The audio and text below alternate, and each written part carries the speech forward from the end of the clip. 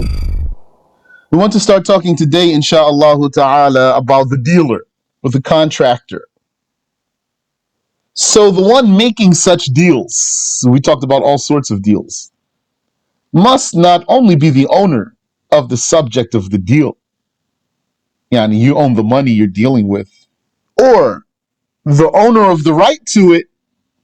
So if you rented something, now you own the right to it, you can rent it out. You can sublease it without permission of the original owner. That's the religious judgment.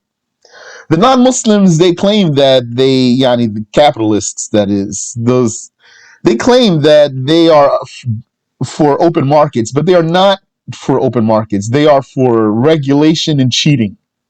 They are for regulation, cheating, and usury.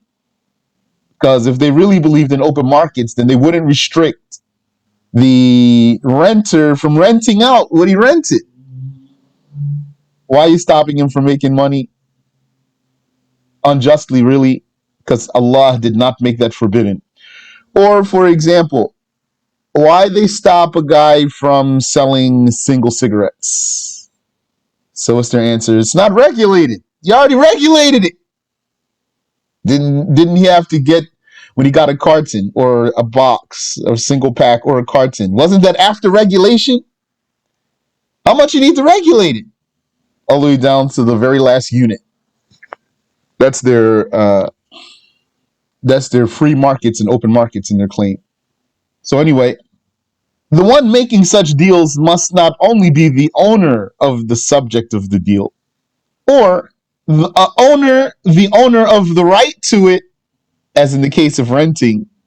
So you can rent out what you rented religiously without asking permission, or let someone else live there without asking permission, or at least have authority, like you're the parent, or you're the sponsor, yani the foster, if you want to say foster parent, yani you're the one who's in charge of this, you're the guardian, or you're a judge, or you are any other authorized person, like the owner authorized you to do something with the money, or someone in the organization or the company authorized you to be able to do some things with money. So now you're an authorized person. You might be authorized on the school board or something. You're an authorized person. You're going to like write checks and things like that. So either you own the subject of the deal, or you own the right to this subject, or you have authority, like someone who finds an item that he fears will perish. He found an item that he fears will perish, so he takes it. So that's an authority. And then he has to deal with it too. Because what's he going to do with it? Maybe he's going to dry it out and preserve it. Maybe he's going to sell it and hold the price. Depends on the thing. So all this activity here, that's by authorization.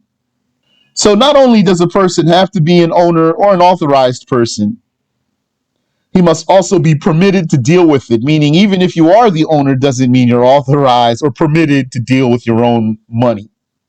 And you know what money means. In tending, you know what we mean by tending now. That should be clear. That specialized contract for tending to what? Tell me. When we say tending, what do we mean here, please? 5, 4, 3, 2, 1. So now take note of this and don't lose it after this. Tending means tending to date palms and grapevines in particular, amongst all the different types of trees. That's musaqah. And there's a sub-provision that goes with that if there are plants in between. If there are plants in between these palm trees or grapevines, then there's a way to make a sub-provision too that goes along with that deal that we're calling tending. Musaqah. I told you last time, we're not going to call this hiring, Yani, for our lessons. I'm not talking about you doing your own deals and talking with a customer or client in your own words. So that's that deal, tending, intending, and in profit sharing. You know what's profit sharing? One person has the money, the other person does the what? Five, four, three, two, one. The other person does the trading. One person has the money, the other person does the trading. We're not going to call that hiring in our lessons, and we're not going to call that partnership either. So take note of those names for our lesson's sake. Intending and profit sharing, the dealer has to be self managed. We talked about that too. So maybe you're taking notes, inshallah, or maybe you're only listening to the lesson, which that's okay. He must be self managed. Means what? Means you cannot put him under a manager. You cannot put him under a supervisor. He runs his own business. He might be hiring someone. You don't put him under a supervisor. So, in tending and in profit sharing, there's a condition for the contractor, which is that he's self managed. And for a reward, he doesn't have to know the offerer, the one who's trying to get that reward. He doesn't have to know who's putting up the reward. The Messenger sallallahu alaihi wasallam said, "May Allah have mercy upon a person who was easygoing when selling, easygoing when buying, easygoing when he repays, and easygoing when he seeks payment." It is proven from this hadith that uh, debating, or if you want to call it negotiating, uh, is not better. Yani, if someone makes you an offer, if you want to implement this hadith, you can just accept it, even if you maybe could talk him down. Or he makes you an offer to buy from you. If you want to apply this hadith, you can just accept his offer instead of talking him up. So then, one has to be either the owner or authorized. So then,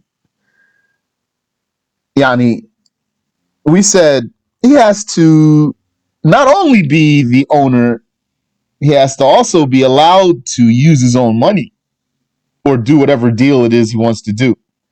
So this means that there are some people who are they're called mahjurun alayhim. Mahjurun alayhim, what's translated here is restricted. And that means they are barred from their own money or from dealing. So now we want to look at so many scenarios of restricted dealers. Yani, people who are restricted from dealing. They can't be dealers, rather. So in general, there are two reasons for restriction: protecting the belongings of the person himself and protecting the belongings of others. Those are the reasons for restriction. Protecting one's own money, yani protecting his money from himself or for his sake, and protecting someone else's money or belongings. Therefore, if someone is restricted, he can't co-sign for someone else. Doesn't make sense. It's not valid. How can he co-sign for someone else? He can't even pay with his own. He can't even use his own money. So it can't be a co-signer. And also, if someone's restricted, he cannot care for an abandoned child. So he needs to turn that child over to the Muslim judge. And the one who's restricted cannot lend items to someone, so he can hold those items. And he cannot borrow items from someone. The first type includes the child, the insane, and the irresponsible. First type means the type who's restricted for his own sake. The child, the insane, and the irresponsible. The second type, that's the one who's restricted for someone else's sake. That includes someone who's bankrupt. So bankrupt means his debts are more than his assets. Then, like we're going to say, if the Muslim judge restricts him, then he'll be restricted. And the one who puts up collateral, this one, he gets restricted in that item. You put up collateral against the debt that you owe, and the other person accepted, then you became restricted in this item. If you put your house up for collateral, you can't sell it now. You can't give it as a gift. You could do some things, though. You could rent it, but you can't sell it or gift it. And who else? Someone who's feared to die soon. Why would it be feared that he die soon? Because maybe he's so sick. He's deathly ill. He's in the hospice. Or he's just so sick. He thinks he's going to die. Or he's on death row and his time's almost up. So it's feared that he's going to die soon. He gets restricted too in some of his money. Even this one who's on death row. We're going to see what's those restrictions. Yani, what's the restriction? That one is restricted in what's more than a third of his assets. Restricted from what's more than a third of his own assets. This one who's feared to die soon. Like we're going to say, though, if he recovers, then the restriction goes away. Or let's say he gets pardoned or exonerated, then the restriction goes away. And a slave is not even permitted to transact. Yani, without permission, that is. We'll say he's not permitted to transact. Let's just say he cannot transact. The slave cannot transact without permission. That's the way to say it. No, it's correct. And the slave cannot transact without permission. If you had a slave, he can't sell or buy anything because he doesn't own anything. So if there were a slave out there somewhere selling and buying, then either that's invalid or his master permitted him. Like maybe he's really a salesman, that slave. So that's what his master makes him do. And, through these deals, we mentioned the slave. Through these lessons about deals, we mentioned slaves. And one thing I want you to keep in mind is that we're not talking only about Muslim slaves. Yani, let me say it this way. We're not talking only about Muslims who have slaves. Because somebody else might have slaves too. Muslims aren't the only people who said slavery is valid. Even if the people of this time say it's not valid, that's not what all the people in the world believe. So there might be some non-Muslim people, they have slaves. So what you're going to do, you need to implement the rules of the religion. So if you knew he's a slave, you're going to say, you're a slave? You have permission to sell? Even if he was a kafir slave, he's still a slave though. Yani, that's an important point. Assalamu alaikum. Wa alaikum salam wa rahmatullah. I have a question. Is a mortgage like a restriction? No, mortgage is not a restriction. Mortgage is yani, unless there's some different yani, I'm wrong here, unless I'm wrong in what I'm going to say. Mortgage is a type of invalid sale fundamentally. Fundamentally. Not something we would do as Muslims. That's from them, and then we'll be forced to deal with them. Because, and correct me if I'm wrong here or inaccurate about something, because the way to sell a house, for example, is to sell it to the person. You say, this house, I'll sell it to you for such and such. And he says, I accept. Okay. So now you sold the house. Maybe he'll pay you later. Maybe he'll pay you in installments or whatever. But to say, for example, I want to buy a house. Let me go to the bank to get a loan. Then you go to the bank and then you say, I want a loan to buy a house. So the bank says, let's check your credit here. Okay, you got good credit. You want a loan to buy the house? Okay, give us the information for the house and all the people involved. Then you give them the information. They contact them. And what does the bank do? They buy the house and then tell you to pay them. So that's not even valid fundamentally, because that's not even what you're supposed to be doing. Loan means give me the money. Loan really means you have nothing to do with that person who's selling the house. Just, I'm here between you and me. I want a loan. Give me the loan. I'll pay you back. I'm going to use this loan for whatever I want to use it for. But I was just about to say, really quick here, this point that I mentioned to you about the slaves, you might need that sometimes because a person might attack Islam about slavery. You can say to that person, Muslims aren't the only people who believe in slavery. You might think so. You live in a bubble. You might think that's the case, but it's not the case at all. So these rules, really, that means then, if that's the case, that means these rules are needed because slavery is real. Whether you like it or you don't like it, whether you want to have a slave or you don't want to, it's real. So there's rules for that.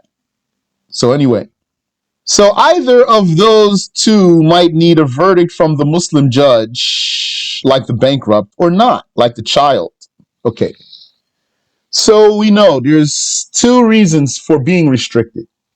Either protecting the money of the restricted one himself or protecting the money of someone else. Is either of these two specific to a verdict from the Muslim judge? No. Either one of these might need a verdict. And also, either one of these might not need a verdict. So there's some restrictions that's for the sake of the person himself, needs a judge or doesn't need a judge. And there's some restrictions for the sake of other than the restricted person, might need a judge or might not need a judge. Like the bankrupt, he needs a judge. If your debts are more than your assets and there's no Muslim judge to restrict you, then you won't be restricted. That means you can still sell and buy normally with your money, whatever you might have. Or you might not need a judge like the child, because the child's going to be restricted by default until reaching puberty. And the insane person's going to be restricted until he can think again. And the person who's feared to die soon doesn't need a judge to restrict him. So now, this restricted person, if a person is restricted, can he confess? Confessing is a deal. That's a type of deal itself. Can the restricted person confess? His confession about anything from which he is restricted is invalid. His confessing about anything that's covered by his restriction is invalid. Sometimes confession is invalid. Important too. But any debts that he knows must be paid, he has to pay them despite the judge restricting him. What if the judge restricted him and some of his restriction covered obligatory payments that he has to pay that the judge doesn't know about? He still has to pay them even though the judge restricted him there. The irresponsible does not need a verdict to restrict him if he reaches puberty as such. The irresponsible one. The irresponsible one is the one who burns his money or throws his money in the sea and the likes of that, or spends his money on lots of haram, not one thing haram, but lots of haram, for example. So this irresponsible one, does he need a verdict from the judge or not? It depends. If he reached puberty irresponsible, then he does not need a verdict from the judge. Like what? Like he's an arsonist. As a little kid, he was an arsonist. And then he reached puberty. You had control of his money, and he's an arsonist. So many times you had to, what? Punish him, spank him, put him in the corner for his behavior. Then he reached puberty as an arsonist. You still have control of his money. He will stay restricted without a judge. So the irresponsible does not need a verdict to restrict him if he reaches puberty like that. Because he was already restricted first for being a child, not for being irresponsible. But he happened to be an irresponsible child. So when he reached puberty irresponsible, his restriction was never lifted. Or else he would need a verdict from the judge. That means if he reached puberty responsible, then after that, he won't be restricted for being irresponsible without the verdict of a Muslim judge. And what does it mean he's responsible? It means, according to some, religiously responsible. So he prays and he fasts. And it means, according to some, fiscally responsible. So he can spend his money. He can handle his money. That includes not being easily manipulated. Not being easily manipulated. Scammed, yani. Not being easily scammable. That includes being responsible fiscally upon reaching puberty. The slave cannot deal without permission of his master. So now we're repeating something we just said already. Here it's said correct way. Up there it was said in a way that could be criticized. The blasphemer cannot be given possession of a mushaf. Possession doesn't even mean ownership. I'll try to remember to differentiate between these words in our lessons here. Possession and ownership. That's an important distinction. Because you could have something in your possession doesn't mean you own it. And you might own something that's not in your possession. You cannot give a kafir possession of a mushaf, like in the case of safekeeping. Nor can he purchase one. It won't be a valid sale for the kafir to purchase a mushaf, invalid sale. Nor a Muslim slave, that's an invalid sale. It's an invalid sale. So that means he won't own that Muslim slave. But it is possible for a kafir to have a Muslim slave. You know how? You know how it's possible a kafir could have a Muslim slave? 5, 4, 3, 2, 1. Inheritance? Through inheritance, he's going to be blocked from that. What did you say? You said war? War. No, because it's not possible to enslave a free Muslim. A free Muslim cannot become a slave. But what could happen is that he had a kafir slave who embraced Islam. That's not going to make that one stop being his slave. As you know, embracing Islam does not break a person's slavery. So if a kafir slave embraced Islam, he'll still be a slave.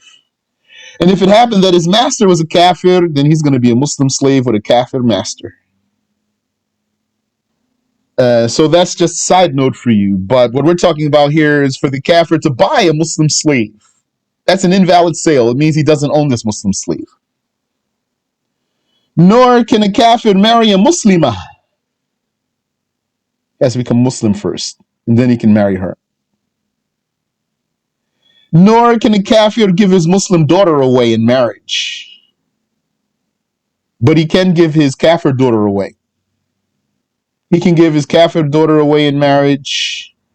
And if he's giving his kafir daughter away in marriage to a Muslim, so a Muslim's marrying a Christian or a Jew, if her Christian or Jewish father gives her away in marriage, it's a condition that he's trustworthy according to them.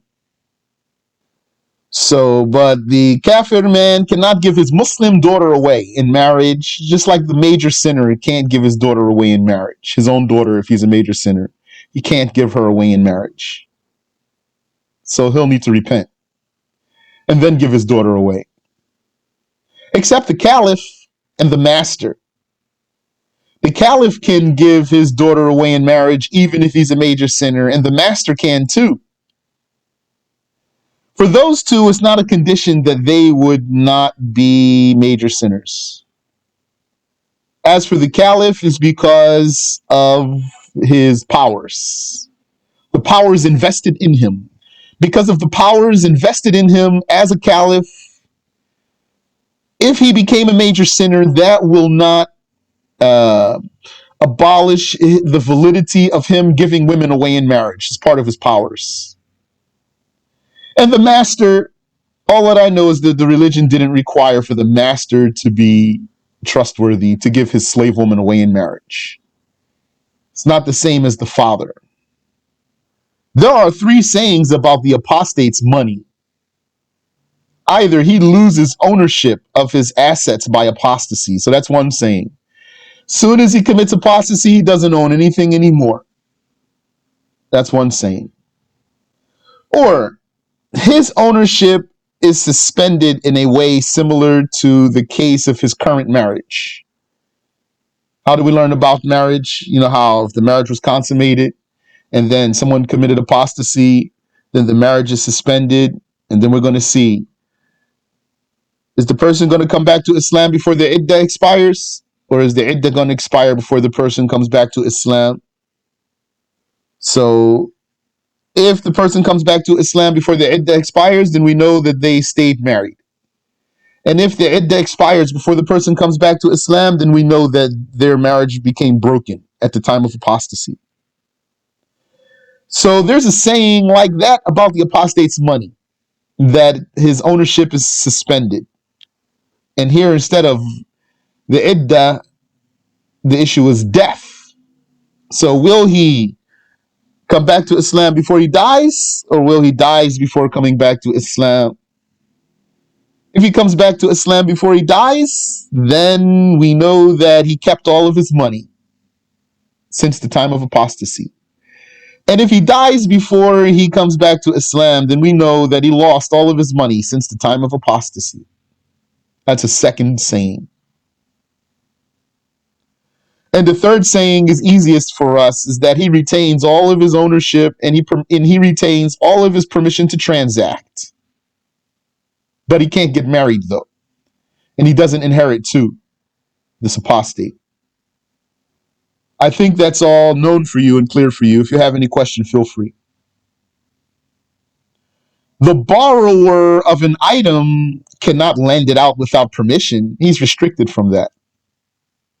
The Prophet ﷺ was not permitted to take charity, but he was permitted to take a gift. So he's restricted from the charity. It's haram for him. It is invalid for the dangerously sick or the one to be soon executed. So those two, we already named those two under one name. Someone who's feared to die soon. The dangerously sick and the one who's soon executed, it's invalid for them to grant gifts exceeding a third of their assets. They're restricted from that. They have access in this critical time, they have access only to a third of their assets. The slave owner cannot sell his children's mother. He's restricted from that, or give her as a gift. Rather, his children are going to be free, first of all. We know that for sure. And this woman who gave birth for him, she becomes a frozen asset concerning him. since she had a baby for him. Or even if she didn't deliver successfully, even if she had a miscarriage, she still has the same judgment. The slave owner cannot sell his children's mother, and then if he dies, she becomes free. She's not inherited. Nor can he sell the mukatab slave. That's the slave who has a deal with the master to buy his freedom. So by doing that deal, that slave becomes a frozen asset. Either they're going to see the deal through so that the slave can become free, or the slave will cancel or fall short, and then he'll stay a slave. And a master cannot have intercourse with his newly acquired slave woman before waiting for a menstrual period. That's called istibra. It's not called iddah. If he gets a new slave woman, he has to wait for a menstrual period to pass. An owner cannot dedicate what he cannot give away as an endowment. He can't dedicate it as an endowment if he can't give it away. Anything you can't give away, then you can't dedicate it, like the mukatab slave, or like something that you put up for collateral. You can't dedicate it as a dedication, and after you put it up for collateral, it's frozen now. The blind cannot manage what requires sight. So then you go back to the rules of selling, seeing what you sell and buy. A blind man can't do any of that. Anything that requires sight, he can't do it. So what does he have to do? He has to authorize someone to do it for him. The authorized person cannot authorize another. That's Shafi'i schools. If you got authorized to do something for someone, you can't authorize a third person to do it, not without authorization. Only if you have authorization can you do that. And a man cannot marry more than 4 women at a time. A Muslim man. We need to add Muslim here. It's possible that a kafir man marries more than 4 women at one time. That's possible. But if he becomes Muslim after that, he has to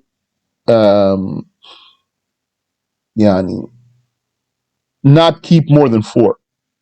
He can only keep 4 of them. If he becomes Muslim, he can only keep 4 of them. Even when he becomes a Muslim, having more than 4 wives, his becoming a Muslim won't make them stop being his wives automatically. They are still his wives. But he becomes restricted. And he has to, I was trying to avoid the word, get rid of some of them. So I'm just saying it because it's easy to say.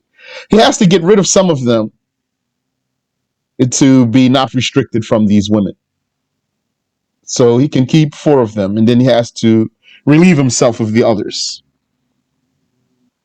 The woman cannot give herself in marriage, nor another woman, nor can she divorce herself, nor can she request a divorce without an excuse,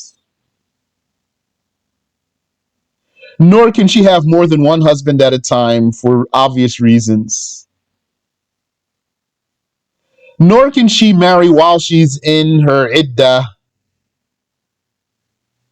except to the man who gave her khula. If she's in her iddah, she can marry the man who gave her khula. She was married to a man. They did khula. She paid him to release her. So he released her, and she started her iddah. So now she's in iddah. She can't get married now until her iddah's over, except only to the man who put her in that iddah. That's the exception to this rule. The exception to the rule of a woman in her iddah getting married is marrying the man who gave her a khula while she's still in her iddah. And a muhrim cannot participate in a marriage at any capacity. That's the one who has the intention for Hajj or Umrah and didn't do tahallul yet. And a problematic hermaphrodite cannot marry until gender becomes clear. Problematic means it's not known even to the person The individual himself or herself doesn't know if he's male or female. How could the person know? Like if one of, if his extra organ doesn't function at all. So it means that it's a man with a deformity or a woman with a deformity having an extra organ there that doesn't function. It's just there. This one is a man or a woman. Problematic hermaphrodite is only a man or a woman. We just don't know which one, though. So this one, as long as gender is unknown, cannot get married. And animals and fetuses cannot own, and thus they cannot be beneficiaries. So a fetus doesn't get inheritance before being born. Animal doesn't get an inheritance or an estate. Wallahu ta'ala a'lam. Allah knows best. We'll stop there.